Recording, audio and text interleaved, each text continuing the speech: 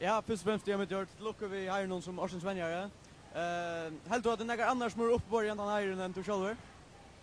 Ja, hvis man teker över allt här så hade jag att tar vänjaren så kommer i finalen och i enda spelen så Angel Olsen och Klaus Aspen här har man nog förtjänt höjren över Arsens vänjare.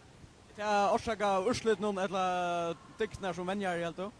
Nej, det är ganska särskilt av urslut någon att tar bra att Angel Olsen blir mästare vid nästa någon.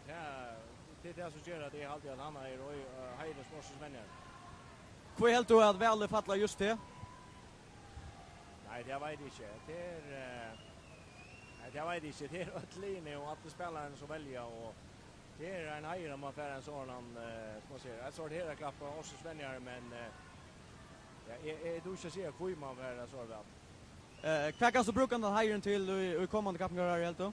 Nej, det vet jag inte. Man finns ju för såna höjre för så det är ganska väl ett här klapp bojar jag tror att man arbetar näck vid handbollte och att man arbetar näck bojar vid handbollte och det gör Sverige man får här klapp från startfältet och det är alltid det gör Sverige.